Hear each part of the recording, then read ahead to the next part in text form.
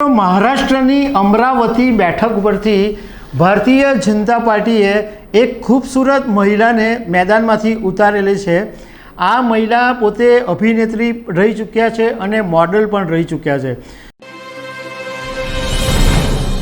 નમસ્કાર દર્શક મિત્રો, મહારાષ્ટ્રની અમરાવતી બેઠક પરથી ભારતીય જનતા પાર્ટીએ એક ખૂબસૂરત મહિલાને મેદાનમાંથી ઉતારેલી છે। આ મહિલા પોતે અભિનેત્રી રહી ચૂક્યા છે અને મોડલ પણ રહી ચૂક્યા છે। તો આ મહારાષ્ટ્રની અમરાવતી બેઠક એવી છે કે જેમાં ઘણા ઇન્ટરેસ્ટિંગ ફેક્ટ્સ છે, તો એના વિશે હું તમારી સાથે વાત કરીશ। મારું નામ રાજેશ શાહ છે અને તમે જોઈ રહ્યા છો ખબર છે .com। દર્શક મિત્રો, નવનીત રાણાને તમે કદાચ ત્યારથી ઓળખતા હશો કે જ્યારથી મહારાષ્ટ્રની અંદર મહાવિકાસ અઘાડી સરકાર હતી, એટલે ઉદ્ધવ ઠાકરે, કોંગ્રેસ, એનસીપી આ બધા ભેગા મળીને જ્યારે મહારાષ્ટ્રમાં સરકાર હતી ત્યારે આ નવનીત રાણા કે જે અપક્ષ સાંસદ હતા, એમણે મહાવિકાસ અઘાડી સરકારની સામે રીતસરની ચેલેન્જ શરૂ કરેલી અને એમણે જાહેર રસ્તાઓ ઉપર હનુમાન ચાલીસા ગાવાનું શરૂ કરેલું અને એને કારણે એમની ધરપકડ પણ થયેલી। તો આ નવનીત રાણા ત્યારથી ચર્ચામાં આવ્યા। બીજું કે નવનીત રાણા ખૂબસૂરત મહિલા છે અને અભિનેત્રી છે, એટલે એ રીતે પણ અત્યારે તેઓ ખાસા ચર્ચામાં છે। પણ આ વખતે ભારતીય જનતા પાર્ટીએ નવનીત રાણાની કાબેલિયત જોઈને, એની સક્ષમતા જોઈને, એમની લડત કરવાની સ્ટાઇલ જોઈને આ વખતે અમરાવતી બેઠક ઉપરથી ટિકિટ આપેલી અને આ બેઠક ઉપર 26 એપ્રિલે ઓલરેડી મતદાન થઈ ચૂક્યું છે અને 56% જેટલું મતદાન આ બેઠક ઉપર થયું છે।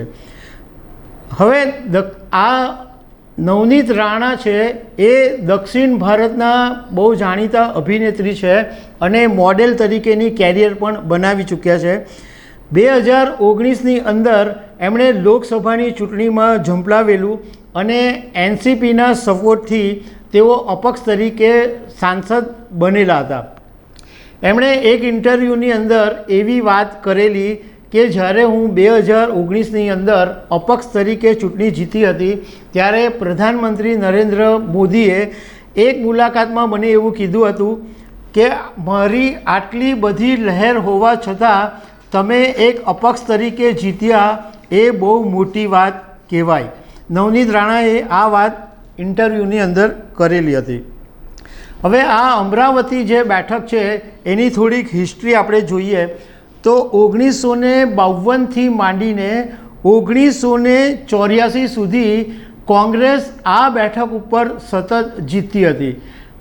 વર્ષો પહેલાંનો એટલે 1952થી માંડીને ઘણા બધા વર્ષોનો જો આપણે રેકોર્ડ જોઈએ તો કોંગ્રેસ ઘણી બધી જગ્યાએ લીડિંગ હતી, બધી જગ્યાએ કોંગ્રેસ જીતતી હતી। એટલે એમ કે કહી શકાય કે કોંગ્રેસે ઘણા બધા વર્ષો સુધી ઘણા રાજ્યોની અંદર રાજ કર્યું। એ પછી 1991ની અંદર પ્રતિભા પાટીલ આ બેઠક ઉપરથી જીતેલા અને દેશના રાષ્ટ્રપતિ બનેલા।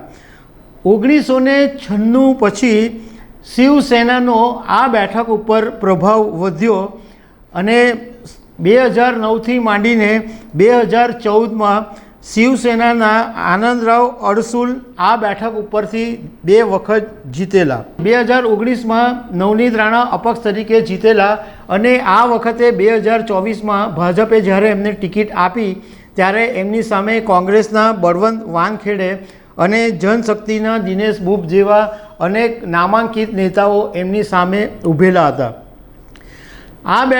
મેં તમને આગળ જેમ કીધું તેમ કે આ બેઠક ઉપર ઇન્ટરેસ્ટિંગ ફેક્ટ્સ છે ઘણા, તો એમાંનું એક ઇન્ટરેસ્ટિંગ ફેક્ટ એ છે કે જ્યારે પણ કોઈ પાર્ટીએ કોઈ મહિલાને ઉમેદવાર બનાવ્યા છે ત્યારે એ મહિલા ઉમેદવાર અવશ્ય જીત્યા છે। કદાચ આ વાતને ધ્યાનમાં રાખીને ભારતીય જનતા પાર્ટીએ નવનીત રાણાને ટિકિટ આપી હોય એવું લાગે છે। 1980ની અંદર પહેલાં મહિલા ઉમેદવાર ઊભેલા એ ઉષા ચૌધરી હતા અને ઉષા ચૌધરી 1980માં જીતેલા। એ પછી 1991માં પ્રતિભા પાટીલ જીતેલા અને 12મા રાષ્ટ્રપતિ બનેલા. હવે આ જે અમરાવતીની બેઠક છે એમાં 6 વિધાનસભા આવે છે. એક બડનેરા, એક અમરાવતી, એક તેઓરા, એક દરિયાપુર, એક મેલઘાટ અને એક અચલપુર. હવે આ 6 બેઠકમાંથી 3 બેઠકો છે અમરાવતી, દરિયાપુર અને મેલઘાટ. એની ઉપર ભારતીય જનતા પાર્ટી વિધાનસભામાં જીતેલી છે અને તેઓ કોંગ્રેસની પાસે છે એક બેઠક, અને બડનેરા અને અચલપુર આ 2 બેઠકો અપક્ષ જીતેલું છે. એટલે આ જે બેઠક છે અમરાવતીની એ થોડીક સેફ બેઠક છે. એટલે ભારતીય જનતા પાર્ટીએ નવનીત રાણાને આ બેઠક ઉપરથી ઉતારેલા છે.